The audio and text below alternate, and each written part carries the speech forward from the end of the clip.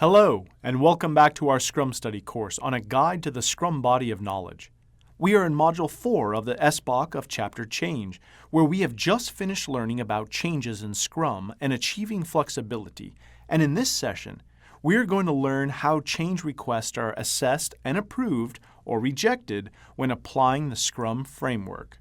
Whether the project requirements are generally stable, and there are typically only minor changes, or whether the project requirements change throughout the project, change management is executed in the ongoing processes of prioritizing and adding tasks to the prioritized product backlog. By locking down the scope of every sprint, the team is able to efficiently optimize and manage their work and effort. Biggest advantage of Scrum framework is that the team does not have to worry about managing changes once they start working on a sprint. If project requirements are generally stable and major changes are not expected in the near future, the length of a sprint may be set to be longer, 4 to 6 weeks. If project requirements are not very well defined, or if significant changes are expected in the immediate future, the length of sprint may be relatively shorter, 1 to 3 weeks. This provides stability to the Scrum team members to work on shorter sprints and deliver results.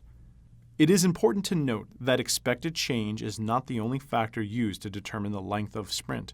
Other factors that are also needed to be considered include actual time to get work done, planned date for a release, any other factor as determined by the product owner or Scrum Master that need to be considered while determining the length of sprint. Length of sprint should preferably be consistent. One of the greatest impacts of changing the length of sprint is that it causes a reset on all tracking at the project level. Previous velocities may become useless for forecasting and planning of future sprints. Without an accurate velocity, which is a primary metric in any Scrum project, the Scrum team cannot be measured for effectiveness. Refining helps ensure that requirements and their user stories is done well in advance of the sprint planning meeting, so that the team has a well-analyzed and clearly defined set of stories that can be easily broken down into tasks and subsequently estimated. The product owner is responsible for adding and revising prioritized product backlog items in response to any changes, and is responsible for providing more detailed user stories that will be used for the next sprint. It is important to note that any item in the prioritized product backlog is always open for re-estimation until the sprint backlog is finalized in the Update Sprint Backlog process. After that, changes can continue to be made until the sprint planning meeting if required. An effective refining of session should result in clearly defined prioritized product backlog items, PBIs, so that the Scrum team clearly understands what the customer's requirements are.